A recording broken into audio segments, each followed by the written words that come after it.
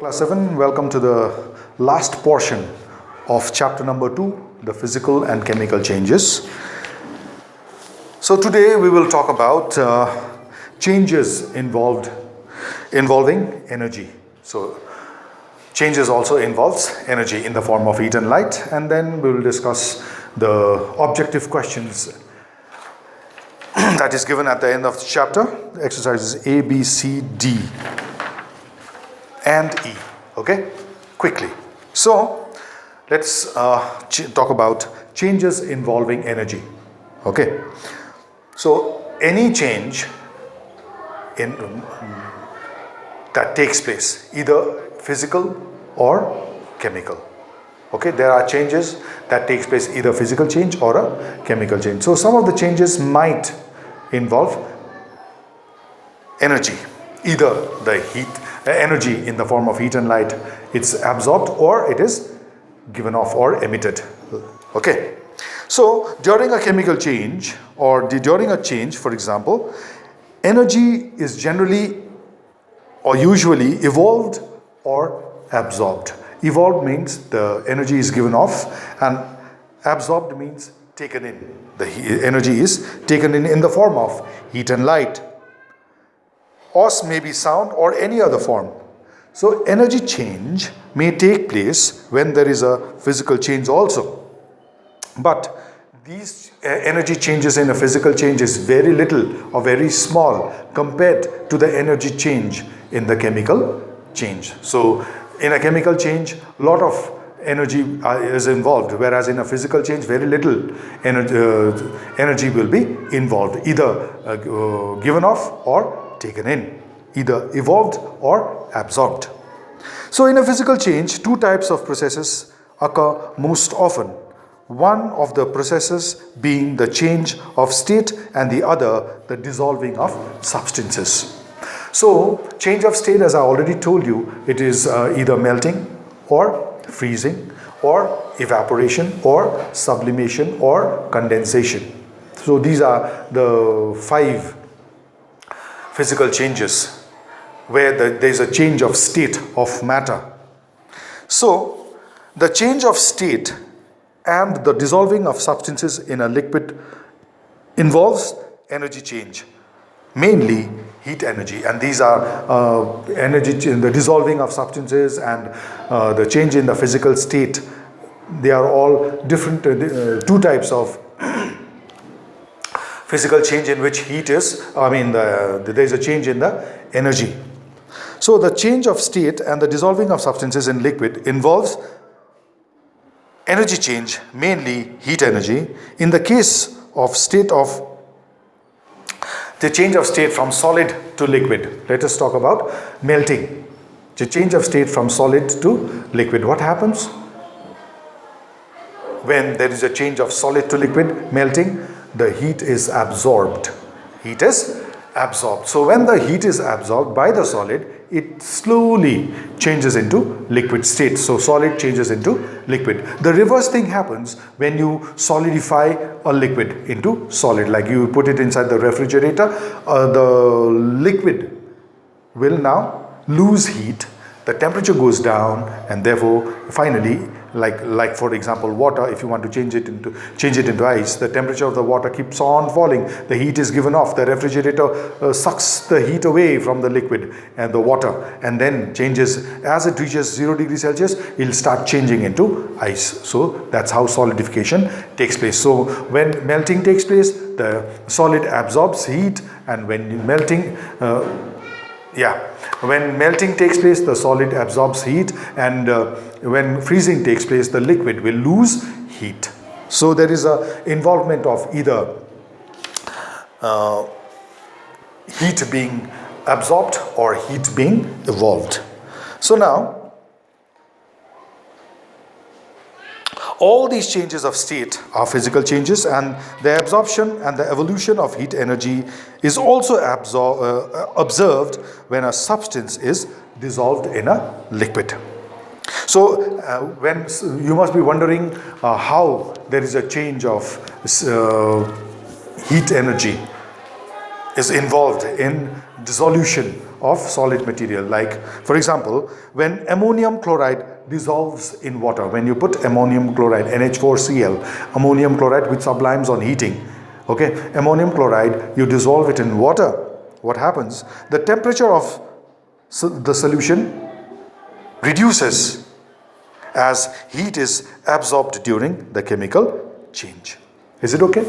So there is a change of energy when there is the change of state or in the dissolution of substances. Now obviously some of the examples of, I'll just give you one example of the chemical change in which light is absorbed. Okay, it is photosynthesis. You know what is photosynthesis? So photosynthesis is a process of manufacture of food by the plants using simple substances like water, carbon dioxide and minerals. This is photosynthesis. So plant manufacture the food with the help of light. Light acts as a catalyst. Okay, so with in the presence of chlorophyll, the chlorophyll, sorry, not light, it's the chlorophyll that acts as a catalyst. So in the presence of chlorophyll, carbon dioxide and water vapor turns into food with the help of the energy called sunlight or the solar energy. So energy is absorbed in the form of light during photosynthesis.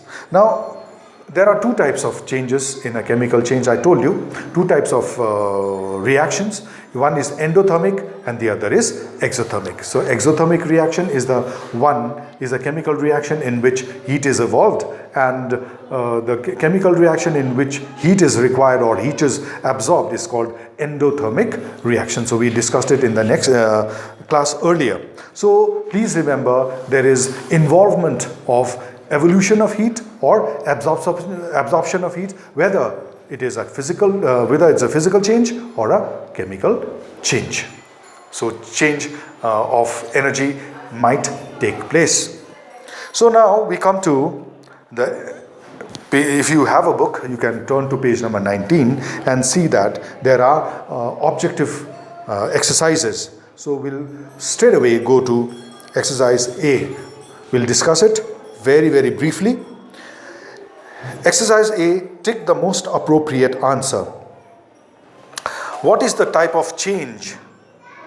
Is cutting down of trees. Cutting down of trees, what type of change is it? Now it depends upon person to person. For some, those who need a firewood, it's a desirable change. Those who want to preserve trees, it is an undesirable change. Is it a reversible change? And none of these. I would say, because I don't have to cut trees, I would say I would like to protect the forest. I wouldn't like the trees to be cut. So I would say, what type of change is the cutting of tree? The option for me would be an undesirable change. Okay. Next, number 2. Which of the following is not a reversible change? Reversible change is a change in which you get back the original substance. The stretching of rubber band, dissolving of sugar in water, burning of magnesium in the air, and evaporation of water. All the three, stretching of rubber band, dissolving of water, sugar in water, evaporation of water, they are reversible change. The question says, which of the following is not reversible? It is burning of magnesium in air, which forms magnesium oxide. So from magnesium oxide we do not get magnesium back. So therefore it is not a reversible change. It is irreversible change. Which of the following, question number 3, which of the following is not a physical change? Drying of wet clothes, sublimation, melting of wax, and rusting of iron. The obvious answer is rusting of iron, in which totally new substance, iron oxide, will be formed. So therefore it's not a physical. Rusting of iron is not a physical change. So the option would be D, rusting of iron. Question number 4 says, which of the following is a characteristic of physical change? Characteristic number 1, A, change is permanent, formation of a new substance, change is temporary, and the change in composition. So which of the following is the characteristics of a physical change? The option is C, change is temporary. Okay. Question number 5 says, which of the following is an example of a chemical change? Now we are talking about the chemical change. Melting of ice, option number A. Option number B, drying of clothes. C, sugar dissolving in water, and cooking of food. Obviously, cooking of food is an example of chemical change. Now, tick the correct words. Question number B. The first one would be the following. The formation of curd is a physical or a chemical change? The options are given physical and chemical. Obviously, it is a chemical change. Why? Because it's a permanent change and a totally new substance is formed. The rotting of fruits is a desirable and undesirable change. Obviously, for me, it is undesirable change. I wouldn't like the rotting of fruits. I don't want my fruits in my fruit basket to get rotten. So it's an undesirable change. Germination of seed is a reversible or irreversible change. Obviously, it is an irreversible change. You cannot change this, the seed, the germination of seed. Like the germination of seed means the seed turning into a small seedling. You cannot change a seedling into a seed again. So it's an irreversible change. Evaporation of water is a reversible change. And the last one, heating of sugar, obviously, it is a chemical change. Okay? Now, true and false. We'll just talk about true and false. We will not correct the false statement. So, the stretching of rubber band is an irreversible change. It's totally false. The burning of magnesium ribbon is irreversible change. Correct. True. Number 3. The boiling of water is a physical change. Correct. It is a physical change. Rusting, in fact, any change of state of matter is a physical change. Question number 4, rusting of iron is a chemical change. Absolutely true, it's correct. And number 5, the burning of candle involves both physical and chemical change. Yes. How now? Let's talk about it. When you burning anything is a physical change, chemical change. Because if you burn candle, two substances will be formed. Chemical substances like carbon dioxide and water vapor will be formed. Obviously, it produces heat and light as well. But the other change you can see is candle becoming smaller and smaller and smaller. It's being used up. It will melt. So melting also takes place in the burning of candle. So it is a very good example of chemical change as well as physical change taking place together simultaneously. So we talk about now the question number D, name the following. A type of change in which chemical composition does not change. It is a physical change. Question number 2, a type of change in which we cannot get back the original substance. It is, we cannot get back. So irreversible change. A type of change that can harm us. It's undesirable change.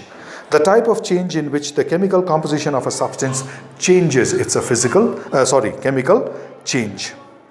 And the last one is a type of change that can be returned to its original form by reversing the condition. It is reversible change. Okay. Now, the last question that we do is on page number 20, question number E. State whether it is a physical or a chemical change. Drying of wet clothes, obviously it's a physical change. Number 2, formation of curd from milk. Obviously, milk turning into curd, it's a totally new substance is formed. Therefore, it's a chemical change which is irreversible. Photosynthesis, obviously, it is a chemical change. Carbon dioxide and water vapor turns into glucose. So it's a new substance formed, chemical change. Burning of wood, burning anything. You burn paper, you burn petrol, you burn any fuel or wood. It is a chemical change. So burning wood is a chemical change. Dissolving of salt in water, obviously dissolution of anything, not only salt, sugar, ammonium chloride, copper sulfate, you dissolve anything which soluble substance in water or in a liquid, it is a physical change. Bursting of firecrackers, it is actually burning, so it is a chemical change. Burning of coal, I told you, burning anything, whether you burn wood, coal, paper, anything, it is a chemical change. Glowing of an electric lamp is a physical change because totally it is reversible and no new substance is formed. And the last one, question number 9, it is rusting of iron. So as I told you, rusting of iron in which iron is changes in the presence of oxygen and presence of oxygen and moisture, it changes back. It changes into rust, that is iron oxide. A totally new substance is formed. So rusting of iron obviously is a chemical change. So with this we come to the end of the chapter physical and chemical change. So we will continue with the next chapter in the next class, and I'll be providing you notes also on this. So thank you very much.